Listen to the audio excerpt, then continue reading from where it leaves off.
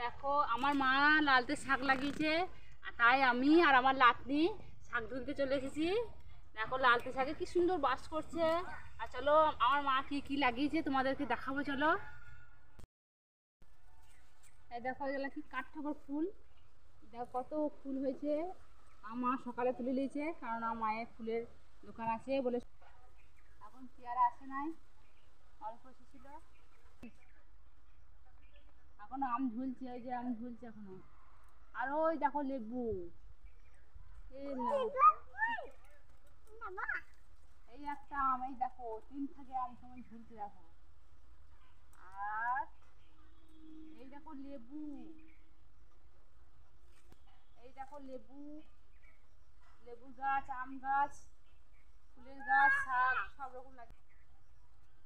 তাহলে তোমাদেরকে সব কিছু দেখালাম।